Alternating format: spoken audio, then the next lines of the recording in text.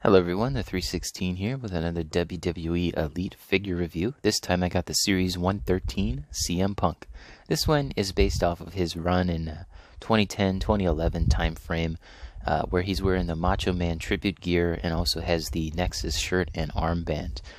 This figure I believe retails for $22.99. I actually got him for only about $18-19. They were running a sale at my Target, so glad to have this CM Punk for cheap. 18 bucks, I can't complain. The last time I had a CM Punk action figure was all the way back in 2011, I want to say. Yeah, 2011, that sounds right.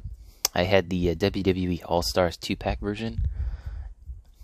I wish I still had it. I don't have it anymore. It sucks. But I still have the King Sheamus from back then, which I saw they re-released that figure in a new box. But, here's the back of the box. You get the read-up of all his stats, finisher, GTS. It's off camera, but, you got a read-up here, his career highlights. You can see he's in the line, as well as some other figures, which I probably won't be getting. But, good to see. Series 113, picture of Punk on the side. It's got the authentic logo there, CM Punk, the Elite Collection. And if you're looking for this figure in store, there's your barcode. But anyway, let's go ahead and get this guy open. I found my knife too. I'm so glad. I've been looking for this for like 2 years.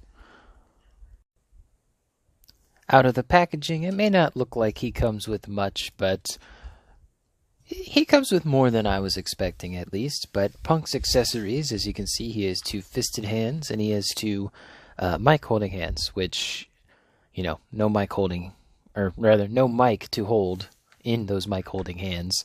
If you got like a batarang from another figure, you could stick that in there. But at that point, like, I just wish he came with a microphone. I feel like most figures should come with a microphone, especially the voice of the voiceless here. He does come with the Nexus shirt here, which I'll go ahead and take that off. I do like how it fits on this figure. It looks quite good. It rounds him out. And then he does have a Nexus armband as well as a elbow pad on his right arm. But you can slide this off. It is a little tough, but you basically have to try to show this on camera. Pull this down, and you don't need a heat gun or a hairdryer or hot water, but it would certainly help to get this thing off, because it is not easy. There's no like good way to do this either. You kind of just have to get in there. Oh, there you go. You can see there's I think the letter R in there. Honestly, I can't tell. Yeah, I'm pretty sure that says R. But you do notice there is some paint coming off of that. That's from the tattoos. I haven't noticed any paint shipping from the tattoos. They all look pretty good, so I'm not quite sure what the issue is. And then you can just slide the armband off from there. This is too big. It will not go over the elbow pad, but I mainly took that off so that you could see the tattoos on this figure. So now that the accessories are out of the way, you can get a good look at, the tattoos here, which look pretty good, other than the, G.I. Joe Cobra and Pepsi logo. I think I swapped those. I think Pepsi's on his other arm. I'm not quite sure. He also doesn't have that, like, neck back behind the ear tattoo, but I could forgive that. But yeah, the tattoos look pretty good. Got the straight edge on the belly there. He's got the 13 in the spider web. He's got the, the aces there. Yeah, looks pretty good, And this gear is inspired by Macho Man. So it's the pink, the yellow, the white, and it's got CM Punk on the back. It doesn't have his typical, I think, 4 stars in a line crotch piece, which is fine. I'm not a big fan of these knee pads. They really get in the way of articulation. He can move maybe one joint, but the other one's just completely locked in there. So, figure out a way to take these off if you do get this figure. Just if you want better articulation. Speaking of which, I can go into that, but I want to start with the hip joint here. So this one, pretty good. No problem, right?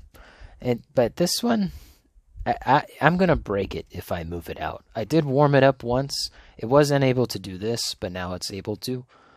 But yeah, like I said, doing this, I'm gonna break the figure. It's not worth doing. In the hips here, he's got some swivel. He's got double jointed knees, but again, this knee pad gets in the way. Maybe cut the piece a little bit so that in the back, so you got some extra, articulation. But if you take the legs off, he's got a pretty decent amount. He does have a boot swivel, and they do have ankle joint here, which you can get some pretty decent forward and back out of it. Forward's actually really good. That's quite surprising. It's like he broke his foot. And then pivot, you're not going to get a lot of pivot inward, but you get enough outward, I would say. He's got, the swivel. This one's a little tight, and he's got the hinge joint, which feels pretty good, although you can kind of see the, the ratchet joint up in there. Just so you know. I don't know why I was doing that. But, he's got the swivel on the arm here. It doesn't feel like it's going to break or anything.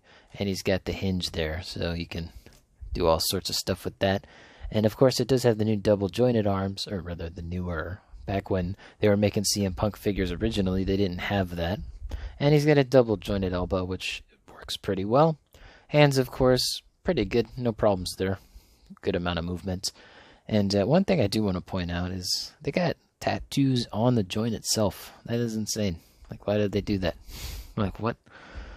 And, of course, we got the head here, which this head sculpt has grown on me. I think the paint job is really well done, but I do wish that his hair up here was a bit brighter, or not brighter, glossy, darker, because his beard was always a brighter color because he always slicked back his hair. But here it's all the same color. I think this eye is a little wonky, though. It's painted a little weird, but, I think that looks like Punk from that angle, and maybe a little bit there, too. But, yeah. This is a reuse of a very old head sculpt from, I think, 2013, 2012 time frame, so, them reusing it and painting it up better, honestly, it looks a lot like him. I see why they decided to reuse this. But let me go ahead and put the accessories back on, and we'll do size comparisons. Elite 113 CM Punk stands at about, I would say, 6 3/4 inches, not quite 7 inches tall. But let's go ahead and start off with the wrestling figures here. One of his most recent rivalries, we got Drew McIntyre. Drew, he towers over him pretty, like goodness. Look how big he is. I think this was one of my last WWE figure reviews. It's been a while. But we got the Scott Steiner figure here. I think they're similar heights. I think CM Punk's like my height, 5'11", 6'2", somewhere around there. And then back during this time, I actually have a figure from back during this time of a rivalry he had with Ryback. And I believe they were very similar in height as well. So, yeah. Kind of weird having these two figures side by side, after all this time. I don't think we'll ever get another Ryback figure. Not saying I want one. I'm just saying, at this point in time, I don't think it'll ever happen. It would surprise me. But there are those three. And then, of course, we got to get the Jazzwares, AEW Unrivaled Samoa Joe, and the Mattel WWE Elite 100 John Cena. But yeah, these are some of his greatest rivalries. Joe in Ring of Honor and Cena in WWE, of course. I really hope that they give us the purple shirt John Cena. That's a look I've always liked on him. I thought, because we have Punk here with the Nexus armband and shirts. I want to see Cena, purple's Ultimate Edition, purple shirt, purple hat, Cena with the Nexus band. Sure, I can make a custom one with this guy, but I want a Nexus John Cena. That's all I want. I know it's just an armband with the purple, but that's what I really want to see. But let me move these guys out of the way here, and I'll get in our other usual suspects. We have the Halo Spartan Yoroi from the Halo Spartan collection. I said that out of order. Oh well. We have the McFarlane DC Multiverse Gold Label Arkham City Batman, and not so hangry Atrocitus. He ate the Taco Bell. Moving into our 6-inch figures, we have the Scarlet Spider Marvel Legends, the G.I. Joe Classified Tiger Force Outback. One of my figures just fell. That's great. The Star Wars Black Series Retro Card Boba Fett. Power Rangers Lightning Collection Dino Thunder Black Ranger.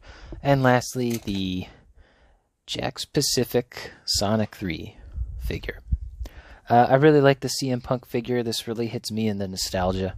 This is around the time when I started to watch wrestling and WWE as a whole, so I have a lot of good memories from that time. Even if the product wasn't great back then, there was still a lot of good moments, and I was interested as a kid, and I'm still interested to this day.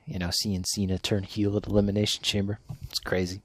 Like, it's about time, right? And I hope to see these two have a one-on-one match at some point again. Same thing with AJ Styles and CM Punk. Hopefully the two of them tango in the ring, I guess. But I hope you guys enjoyed this video. Let me know in the comments down below what you think of this CM Punk figure. Is this your favorite CM Punk figure? I almost get the Defining Moments figure, but honestly, I'm fine with this one. Like, I don't need the pipe bomb figure. And, you could actually turn this into a pipe bomb CM Punk. All you would really need to do is paint the kick pads and change out the knee pads. And, that's it.